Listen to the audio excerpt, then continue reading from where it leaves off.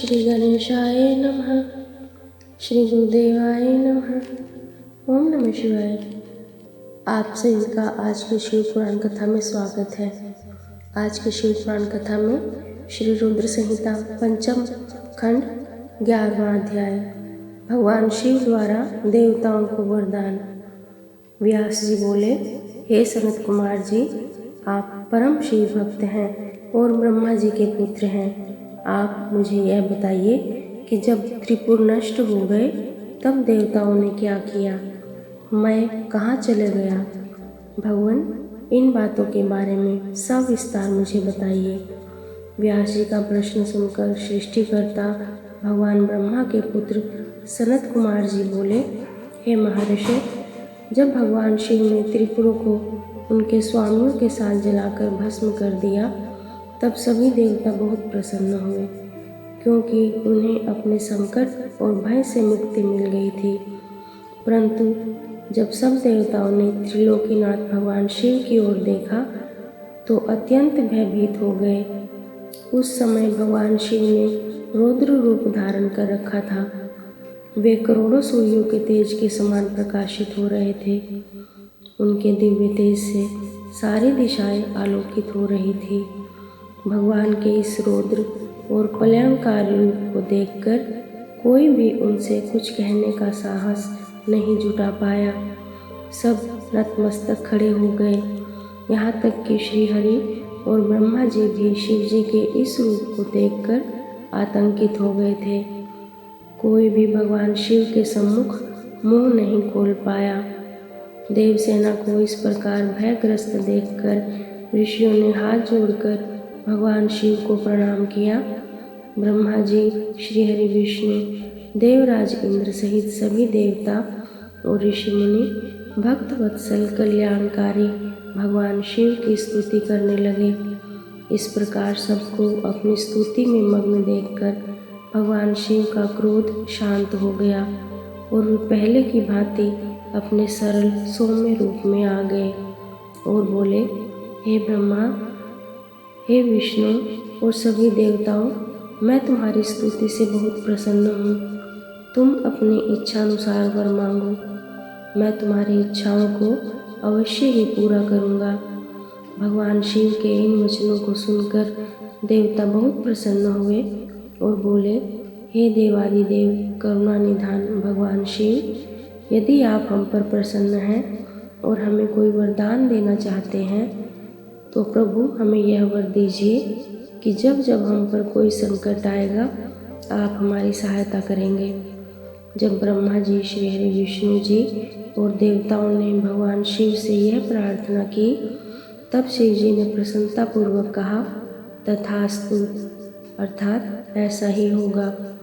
ऐसा कहकर भगवान शिव ने देवताओं के अभीष्ट फल को उन्हें प्रदान कर दिया। 12वां अध्याय।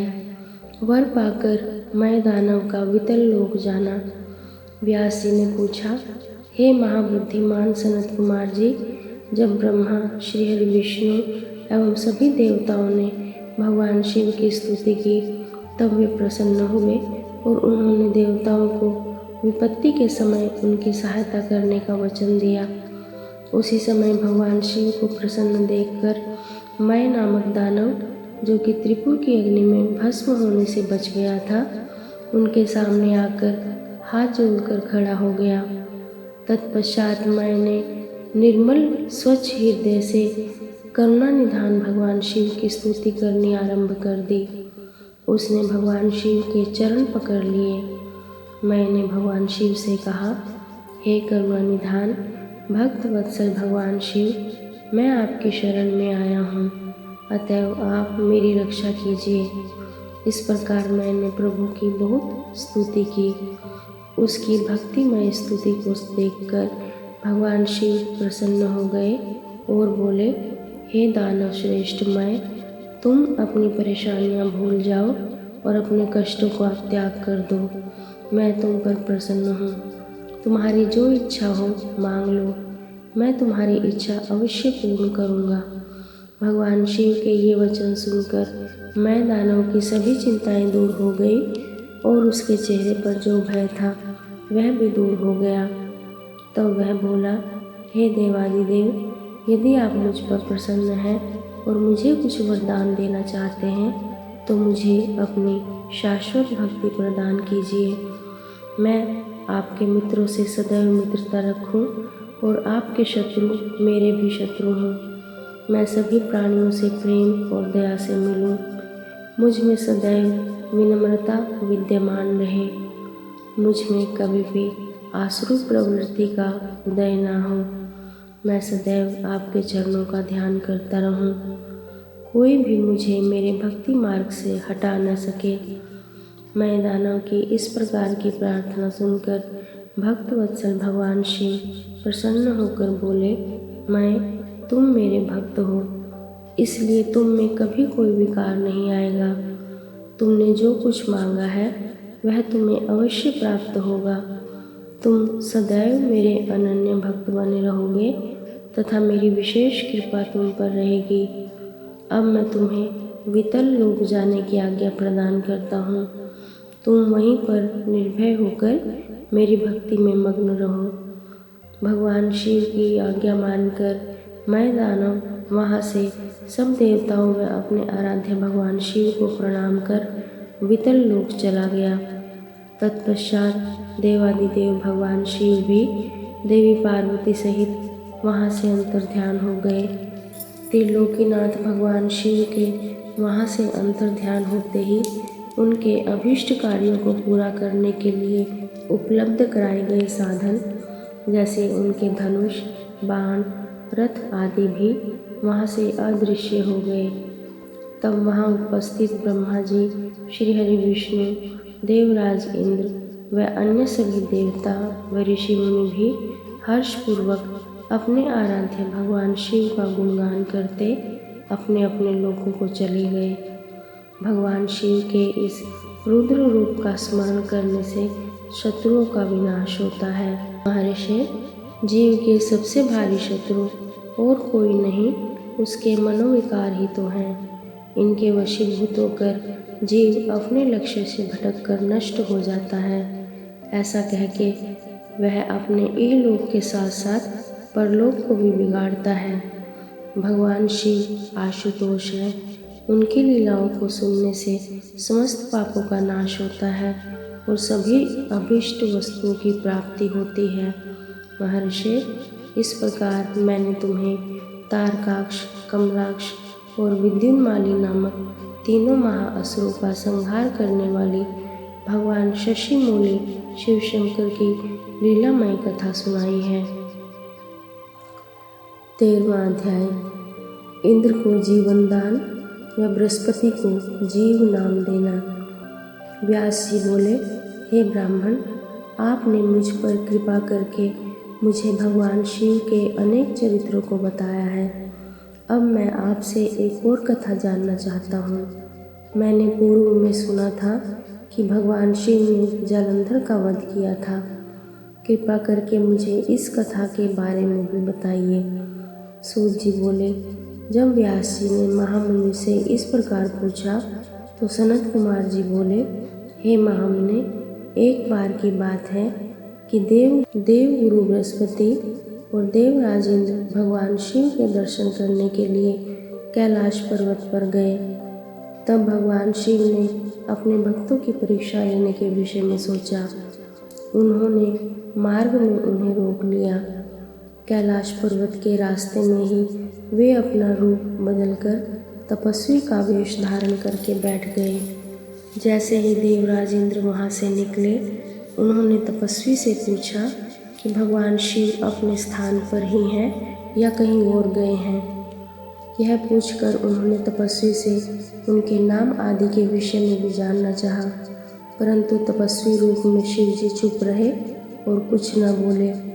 उन तपस्वी को इस प्रकार अपने प्रश्न के उत्तर में चुप देखकर देवराज इंद्र बहुत क्रोधित हुए। वे बोले, अरे, मैं तुमसे पूछ रहा हूँ और तू है कि उत्तर ही नहीं दे रहा है। जब तपस्वी ने पलटकर पुनः उत्तर नहीं दिया, तब इंद्र ने हाथ में वज्र लेकर तपस्वी रूप धारण किए भगवान शिव पर आक्रमण कर दिया। परंतु शिव जी ने तुरंत पलटवार करते हुए इंद्र के हाथ को पीछे धकेल दिया। तब क्रोध के कारण शिव जी का रूप प्रज्वलित हो उठा और उस तेज को देखकर ऐसा प्रतीत होता था कि यह तेज सब कुछ जलाकर भस्म कर देगा। इंद्र की भुजा को झटकने से इंद्र का क्रोध भी बढ़ गया, परंतु गुरु बृहस्पति उस तेज से भगवान शिव को पहचान गए। देवगुरु बृहस्पति ने तुरंत हाथ जोड़कर देवादिदेव भगवान शिव को प्रणाम किया और उनकी स्तुति करने लगे। बृहस्पति जी ने देवराज इंद्र को भी शिव चरणों में झुका दिया और क्षमा याचना करने लगे। वे बोले कि हे प्रभु, अज्ञानतावश हम आपको पहचान नहीं पाए। भूलवश आपकी अवहेलना करने का अपराध देवराज इंद्र से हो गया है। हे भगवान, आप तो करुणा निधान हैं। भक्त वत्सल होने के कारण आप सदा अपने भक्तों के ही वश में रहते हैं। प्रभु, कृपा करके इंद्रदेव को क्षमा कर दीजिए। बृहस्पति जी के ऐसे वचन सुनकर त्रिलोकीनाथ भगवान शिव बोले कि मैं अपने नेत्रों की ज्वाला नहीं रोक सकता। तब बृहस्पति जी बोले, प्रभु, आप इंद्रदेव पर दया कीजिए और अपने क्रोध की अग्नि को कहीं और स्थापित कर देवराज का अपराध क्षमा कीजिए। तब भगवान शिव बोले, हे बृहस्पति, मैं तुम्हारे चातुर्य से प्रसन्न हूँ। आज तुमने इंद्र को जीवन दान दिलाया है, इसलिए तुम्हें जीव नाम से प्रसिद्धि मिलेगी। यह कहकर उन्होंने अपने क्रोध की ज्वाला को समुद्र में फेंक दिया। तब इंद्रदेव और देवगुरु बृहस्पति ने भगवान शिव को धन्यवाद दिया और उन्हें प्रणाम करके स्वर्गलोक चले गए। 14वां अध्याय, जालंधर की उत्पत्ति। व्यास जी बोले, सनत कुमार जी, जब भगवान शिव ने अपने क्रोध की ज्वाला में समुद्र में प्रवाहित कर दी तब क्या हुआ? सनत कुमार जी बोले, हे मुने, जब भगवान शिव ने अपना क्रोध समुद्र में डाल दिया तो क्रोध की वह ज्वाला बालक का रूप लेकर जोर जोर से रोने लगी। उस बालक के रोने की आवाज़ से सारा संसार भयभीत हो गया। पूरा संसार उसकी आवाज़ से व्याकुल था। तब सभी चिंतित होकर ब्रह्मा जी की शरण में गए। तब सब देवताओं ने सादर ब्रह्मा जी को प्रणाम किया और उनकी स्तुति करने लगे। तत्पश्चात बोले, हे ब्रह्मा जी, इस समय हम सभी पर बड़ा भारी संकट आन पड़ा है। प्रभु, आप तो सब कुछ जानते ही हैं। उस बालक ने जो समुद्र से उत्पन्न हुआ है, अपने भयंकर रुदन द्वारा पूरे संसार को आहत किया है। सभी भय से आतुर हैं। हे महायोगिन, आप उस बालक का संहार करके हमें भय मुक्त कराएं। देवताओं की इस प्रकार की प्रार्थना सुनकर ब्रह्मा जी अपने लोक से पृथ्वी लोक पर उतरकर उस समुद्र पर पहुँचे जहाँ वह बालक विद्यमान था। ब्रह्मा जी को अपने पास आता देखकर समुद्र ने भक्तिपूर्वक उन्हें प्रणाम किया और उस बालक को ब्रह्मा जी को सौंप दिया। तब ब्रह्मा जी ने आश्चर्यचकित होकर समुद्र देव से प्रश्न किया कि यह बालक किसका है। ब्रह्मा जी के इस प्रश्न का उत्तर देते हुए समुद्र देव बोले कि हे भगवान, यह बालक गंगा सागर की उत्पत्ति स्थल पर प्रकट हुआ है, परंतु मैं इस बालक के विषय में कुछ और नहीं जानता। इस प्रकार जब ब्रह्मा जी समुद्र से बातें कर रहे थे, तब उस समय उस बालक ने ब्रह्मा जी के गले में हाथ डाल दिया और उनका गला जोर से दबा दिया, जिसकी पीड़ा स्वरूप उनकी आंखों से आंसू बहने लगे। तब ब्रह्मा जी ने यत्नपूर्वक उस बालक की पकड़ से अपने को मुक्त कराया और समुद्र से बोले कि तुम्हारे इस जातक पुत्र ने मेरे नेत्रों से जल निकाला है, अतः यह बालक जालंधर नाम से प्रसिद्ध होगा।